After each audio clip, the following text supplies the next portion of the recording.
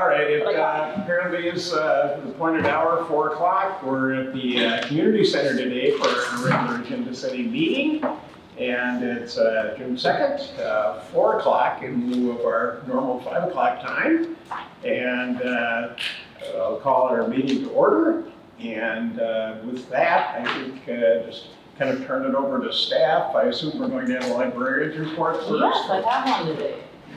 Oh, great. So our shifting is done. All the books in their genres are in their new areas.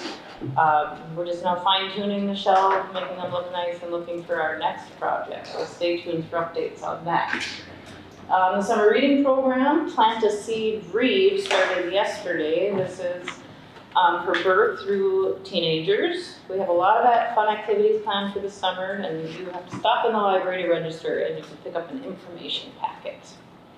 Tomorrow, June 3rd, we have creature connections happening in the library. The presenter will bring snakes, lizards, turtles, and more. No spiders. I checked. Excellent. I checked. Join us at 3:30 for all the creepy crawlies minus spiders. It is a legacy program through Arrowhead Library System. The library will be closed on June 10th for staff training, and again June 19th and 20th for the Juneteenth observation. Jolly Pops, a singing dad group, will be coming to the library on June 24th at 3:30 to sing songs and bring fun to our patrons. This is also a legacy program through Arrowhead Library System. Looking ahead in July, we have Independence Day crafts on the 2nd to help get ready for the festivities. We're closed on the 3rd and 4th, so we can't participate this year, but we'll do the 2nd and see how that goes. 321 Art Studio will be coming back once again to host an adult painting class. This is a free class to all participants. The program will start June 30th and will be every Tuesday until July 28th from 10 o'clock to 1. And finally on July 7th at 1 o'clock we will be hosting Sustainable Safari at the library. They will bring 5 to 6 furry animals and teach us about them and their habitats. No creepy crawlies in that one. So we delve into what furry animals are? Yes, yeah. We'll end on a good note. Okay, good. That's all right. Well, thanks for the report. Councilor Hanson. So we have both presenters here. Okay. Well, yeah, I thought you were going to be late, but I'm glad you're here. Stylishly late. Okay. Absolutely. I didn't notice. So, I noticed. all right. So proceeding on then, let's see, City Administrator, do we have any other staff presentations? I guess our attorney, any updates on legal matters? Nothing unless anybody's got questions for me. All right. Unless anybody has questions of the attorney? I do. I have something. If you just wanted to verify with the structure that burnt on 3rd Avenue North. So I did get an update this morning regarding it, and I'm going to pull up the email here as soon as I find it to read this off to you guys. But sounds like it is still underway. It's still going on the process. So as we told people before, it's not a matter of being difficult per se. It's just a matter of making sure we get all the steps in order for that. So there were next of kin, which we were notifying just as a courtesy. So the resolution was posted then on the property on May 17th. The personal service to one of the daughters was received on May 28th. There was unsuccessful attempts for the second daughter that we had contact with. And then the publishing actually happened on May 15th. And the second one will happen on June 5th, so this Friday.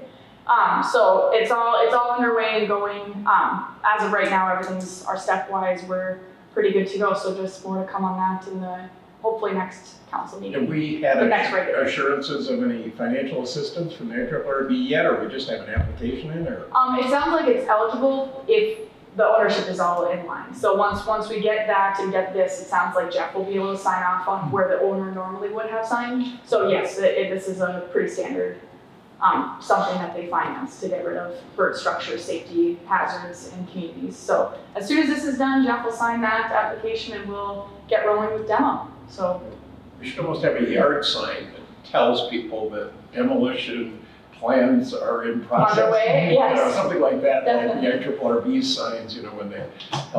What happens with the lot then, once the house is down? But that I don't know. So the, Call me on tax forfeit. I think it's, yeah, the likely, and this will be kind of a long-term process, but since we will, and we'll get some IRRB assistance to do it, but there'll be some city funds into it. So we'll do that. We will assess that against the property. We'll charge them for the demo. Obviously not gonna get paid. It'll sit out there as an unpaid tax bill until it goes through the tax forfeiture process. So it's gonna take a while, but in the long run, it would come up the county auction.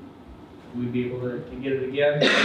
In the meantime, the win is that there isn't a half-burnt building. Right. It's really it's our best case scenario of what would happen there. Do we have any standard procedure for asking the adjacent owners to see if they wanted to, you know, buy 50/50 or? I think this is kind of a new case, so we have to look back historically. The last structure that burnt with an unfortunate ending as well, Yeah. the son was heavily involved. So I think he just kind of took the land and Yeah. sold it afterwards, but it sounds like they're not interested in getting into real estate matters. At this point, they might want to sell it later, and I would say that would be, unless it comes back to us, it'd be on them to reach out to adjacent property I owners. mean, we could at least let them know that this is an option, Mhm. splitting the lot, because those are such small lots, what are they, 30-foot lots or something? 35. 35 in that area, yeah. So, So, yes, they are smaller, yes. Yeah. They're sufficient. good update there, city administrator. And Josh should be joining us. I'll just give a couple of quick updates on construction projects, and Josh can fill in the blanks also. The industrial park and the spec building are very nearly done. Sounds like there's a couple of finishing pieces to be done. I had an initial report that the final lift of paving for the road and the side and the parking lot would be done at the same time. They would do the Masada Trail connection. They did do the streets and the parking lot, but the trail isn't done. That's still in negotiation, or still in talks between AP and Hewlett, who's the paving contractor, but they'll have to be done yet. And then there's more on that for the EDA meeting tonight, but for the most part, that project it's very close to done. Don't think there's any issues with it. Yeah, that final lift on there really, Looks good. looks good. We've drove down there and looks like a finished product. All we're missing is the occupant of the building. So, let's see, here comes our honored guest. And so maybe as Josh settles in, so we'll leave the construction stuff to him. On the agenda tonight, a couple of things. The planning and zoning approvals. The planning commission did have a public hearing on the rezoning of several parcels. That was well attended with most folks in opposition to the rezoning of the park properties. Planning commission forwarded it with a recommendation to rezone all of the parcels except those park parcels to residential, so those remain. I want to cover one thing real quick, just to kind of stop the rumor mill before it starts. As part of the construction this summer, there will most likely be a job trailer and a laydown yard, kind of on the steam plant property. That is for them to use as they're administering the project. I could easily see that turning into a community story that park is being ripped up and being developed. You'll see some activity on it, but there's no development going on there. Other than that, the other thing we had there was a special HRA meeting earlier this week. A couple of items on the agenda, but there was quite a bit of discussion on the HRA EDA combination. Sounded like there was some perception of council reluctance to do that combination, and kind of we maybe thought the HRA was reluctant to do that. So it's going to be kind of important to get together and hammer up, do we want to do that combination? and what are the pros and cons of it. We did find everybody could kind of remember this magical sheet we had of the HRA duties and the EDA duties. And after a couple of light bulb moments, a couple of people remember that it was in the presentation from Ellers when the EDA was put in place. So we have found that document. Excellent. And I assume it is very revealing about the comparison of the powers? Yes. Yeah, great. So if we can, I think as counselors, get that a little earlier, that'd be nice to be able to, Yeah, look that it's over. very informative. Have we scheduled another joint meeting with them? I don't believe so. We've not scheduled Was there one yet, anything? but one is welcome. I don't think so. I believe the idea was the next meeting, we would hope to have more of the thought, so the answering the questions, the number of members, what are the current statutes, limitations, any wiggle room in that, funding, what have other state joint boards done? How have they combined and maintained? Do they also get funding through levy the way the HRA does currently? Well, I think it'd be a good idea that, since you found that sheet, to get copies to all the council members and also to all the EDA members, so people have a chance to look at it and before we meet together. I'm sure that can be done, right? So, yep, good. Is our city engineer ready to enlighten us? Sure, thank you, Mr. Mayor. So we set a pre-con date for the upcoming street project, so that's next Monday, at the St. Louis County Highway Department. I would anticipate sometime shortly after they will be starting work. Probably the first thing they're gonna do is bring a bunch of equipment in. Jeff alluded to our anticipated laydown area is kind of the old steam plant location. There will be a job trailer that'll host all the project materials, and that'll kind of be their on-site storage area. So usually I try and push them to fence it. I want to keep kids out of there and stuff like that, right? They see 36-inch storm sewer pipe that looks like a fort, so we'd like to keep them out of there the best we can. But they'll be starting shortly after, probably not too chaotic until we get towards the end of June. They have to set up a temporary water system. They have to get it bacteria tested before they convert over where we're feeding water from that temp system laying on the ground. But I would anticipate probably the week of the 15th, they should be starting to roof into it pretty good. So I have not seen a formal schedule from them yet. That I am told they will have one Monday at the pre-con though. So once I have that, I'll have a better understanding if they're gonna sequence it, how we think we're gonna sequence it, which I don't know based on the milestones why they would change, but stranger things have happened. So, any questions on the street project?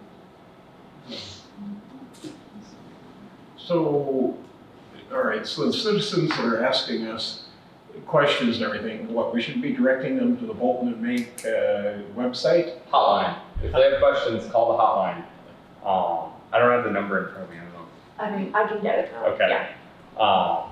So if they have questions or concerns, they should call the hotline, leave a message. There's no one answering it, but I do have someone. So as soon as they leave a message, it's going to ping someone in my group, and myself included, that they've left a message from there. We'll determine, is this a county matter, is this a city matter? And so then it'll go either to the county's representative or to myself, and then from there we'll address the issue. If they're looking for just general information on the project, I would push them to the county's website. So we do have stuff on our website too, but I would say it's probably more current and will be more current throughout the project going to the counties. I do have that project hotline, and that did come on that flyer for those who received that flyer in the mail. So, but we do have little spares at City Hall as well, but it's 218-302-4328. I think it went out to everyone in the zip code, right? To my understanding. Yeah, there was a postcard with it that went out to everyone in the Aurora zip code. So they have it. Theoretically. In theory, yes. The alley project that we did last year, there were some concrete panels that had to get replaced, but that's been completed. My staff is gonna do one more walkthrough with contractors to make sure everything's kosher, and then that one should be ready for final payment. So we would bring the final payment through council for council approval. I would anticipate probably the next meeting. From there, we're done with that project.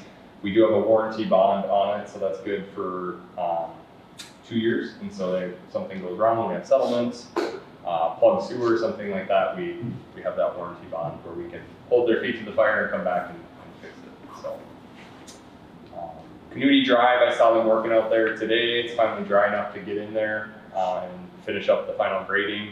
All the utilities were in last fall. It's just kind of those final touches. From there, we'll do a walkthrough as well and prepare that final pay application. So both these projects have final completion dates of June 30th. So I anticipate we'll be done before then. So. The fallen trees that are along the highway there adjacent to Canute, is that something that will be cleaned up in the near future, or is that part of the highway project, or who's, I've got some comments. Highway project, That's part of the highway street project. That's all their right of way, isn't it? That's their right of way. That's a regular. Correct. Yeah. That's their right of way. It's their contract. I mean, I can bring it up as a concern, but. Yeah, I I don't know about actually the rest of asked that question at the open house last week and was told that it depends on what the contractor decides. So there isn't a date on when those will be cleaned up yet, as of last week. I'll keep asking the question. So, spec building paving was completed on Friday. All in all, it looks pretty good. There's a few things I'm gonna have them come back and correct, but we're nearing completion on that project as well. They've reseeded a lot of the site. There's a lot of grass that is coming in. There's a lot of grass that isn't coming in. So, I'm more concerned in the boulevard area, some of that more like prairie field area. I'm not gonna make them turf, right? But we want something with good coverage. We don't have erosion, wind erosion, anything like that. So, but it takes time. I mean, sometimes it takes a couple of years to get good grass established. So, but just working with AP to get that one rounded up. So. And what's the status, the plat, now we are officially platted for that, or that? I've been out of the office, so I'm probably Oh, okay. not really up to speed. I don't know. The plan is in the county's hands. Okay. So it's being processed. but, Correct. Yeah. So we're still not in a position to convey to the Warren Correct. operation. As soon as it's a go, it's Warren's the first person. Yeah. Stormwater project, we're working on final design. I want to come back to council probably at the next meeting for authorization to advertise that project so we can get something in place and get that one built. 6th Street Odor, same thing, we're working on the plans there. The next project on your 2nd Street reconstruction. I think the general summary there is we submitted the funding applications. So that's the project to get the water main from basically where we're stopping with this project all the way to Highway 110. The preferred path is down 2nd Street. We have a very favorable funding package with this year's project. I think we will have a very favorable funding package with this project as well. We've submitted it to the Department of Health and PCA. Both have accepted the applications. They've both scored very well, very similar to what we have now. So I'd anticipate very similar to that 80-20 funding grant loan split on the water and sewer improvements. Which grants apply to that? The WIF grants, so it'd be the water infrastructure fund through the Department of Health and then PCA. So. And so that's part of the $5 million that we could be accessing on water infrastructure? Potentially. Okay. So. Well, it's a significant step A there. lot going on. Yes. Yeah. Seems to be, I think the community's certainly been given enough opportunities to become educated on it and to tap in, but I'm sure we're in for a wild ride. Yeah. Last week's open house wasn't the most well-attended open house we had for the project. I wasn't surprised. I don't think that's a bad thing. I kind of take it as a good thing. I think the community's got the message.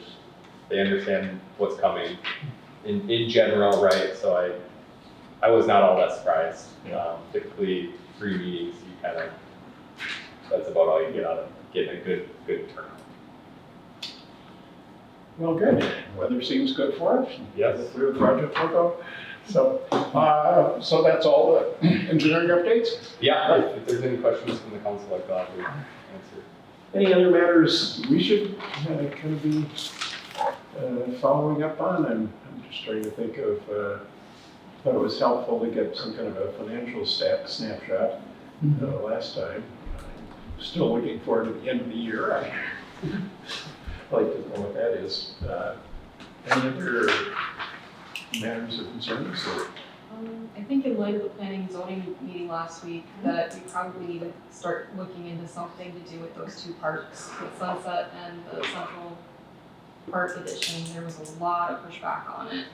Whether we come up with some kind of covenant or something to put in place so that we don't have to keep addressing it every year or 2, because it's just, it's taking clerk's time, it's taking zoning time, it's taking public time. So something so I mean, how many times since you've been on staff have you addressed those 2 parks specifically, you know? Yeah. So, Yeah, that actually got brought up at the HRA meeting yesterday. Like, how did those, like, whose idea was it to put those on the list? Yeah. Like, because I don't believe we talked about it, We went down the list of all the properties that the city owned, that's all it got on here. and so it was just a list of all of them that could I be. mean, it wasn't the only one, there was there were quite. One 14 other parcels. on the Central Park, being a recovering real estate attorney, I delved into it a little bit, and what I see is missing is there was the plating, there was no dedication of that area as a park Right. in the plat. However, we, the city, are listed as the owners of those parcels. So someplace, somehow, I don't know if we have, through some title company or otherwise, there's a missing document of conveyance from developers to the city at some point, which may or may not have restrictions on it or what. Them lots were private lots, the city bought them lots in 1912. Everybody says that Longyear, what Longyear did was give the streets and stuff to the city. Right. The rest was privately owned property that was in that section. So the city bought the lots? Yes. Yes, yeah, it was, the title search and everything was at the planning and zoning meeting last week.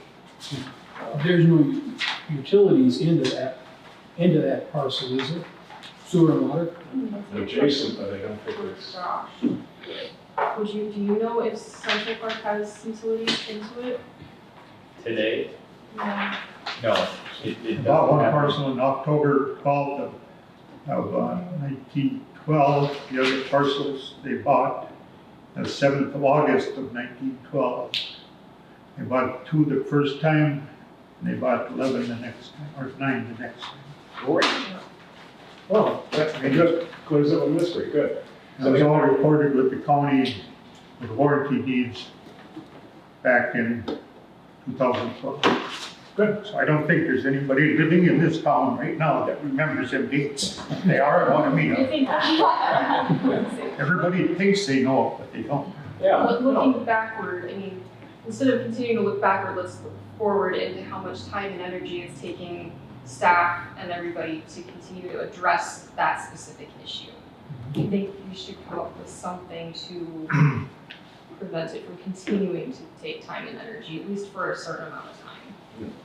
Yeah, it'd be nice to know what tools there are legally to more permanently dedicate parkland. I guess I don't know I haven't looked at a specifically. specific issue, but usually you can't restrict, incoming councils from certain activities, so. Yeah, and a lot of restrictions on land expire after like 30 years or something, right? So, Yeah. Well, I think the land thing came as that Aurora was looking for lots for available housing. And of course, people like lots as long as they're not by their lots. They don't want to go through the development, and they're used to having green space, and now you're going to take that green space away. And I think that's why you had the turnout that you had. Right. But then they don't want taxes increased either. And how do you reduce taxes? You get more people to build in the community to contribute to the tax base. So it's like a double-edged sword. But it could still be a dog park, right? No, Just throwing around ideas. Dogs pay taxes? Well, in any event, it appears not to be on the hot burner right now for zoning for multiple units. And we've learned a lot, including what Councilor Hess has just provided about the history of the property anyway. And like, what our attorney's pointing out, obviously we can't make a determination probably now that is binding indefinitely into the future, right? On future councils? Yeah, usually you can't restrict future councils. The thing that really gets to me is people want their taxes lowered, but yet they don't want property coming into town that would lower their taxes. I got a hard problem with it. You don't want nothing here, but you want your taxes lowered, you want your levy lowered, but yet you don't want no development. And I did Tell me how say that this, works. I did say this to the planning and zoning meeting, but just for you, Councilor Keen, because it was brought up yesterday, which, again, was relayed at the planning and zoning commission. The council in 2021 actually made Sunset Park developable without doing the steps, the proper procedures to make it developable, as well as Central Park. So after using the same attorney firm, both title searches or legal searches had been done on those parcels. Central Park was the only one that said more title work is necessary, so then more title work was obtained, and then they were brought, because it's the same process to redevelop parks as it is to rezone parcels. So it was all one public hearing notice in one fail swoop rather than multiple public hearing notices going out, so notices. Well, I will next year look out with interest to see It's usually fine. how the councils work on things. well, and I think something that with Central Park that's always going to be part of the equation is the fact that there's no utilities in that plot, sewer and water, which makes any potential or possible development a bigger project, especially once the roads around there become brand new streets. Now, when we're doing First Avenue, there'll be new water lines and sewer lines in that placement, right, in the roadway? Will they have stubs that at Central Park for potential service, or? As designed and bid, there are 5 stub outs. I assume it's, I think the 400-foot long block, I assume the 80-foot lot, and we, just every 80 feet we have service stubs. Well, so at least we won't have to dig up the. Yep, and there's gonna be a hydrant on that side of the street too, so if you ended up with a higher density use, you could probably support it tying into the hydrant, but in general, they're just set up for single family. So we could provide water for a dog park. Yes. Okay. All right, it's nearing 4:30. Other matters you want to talk over before we go into our regular meeting? Well, just one, since this is going to be the summer of overlapping projects, the other thing that's going on, Masabi Trail actually has their connection from Aurora to White Lakes. Right now, it's in the state aid review process, which can be lengthy. So they're looking at bidding that out late summer. But what that means is between Aurora and White Lakes right now, there's a path cut.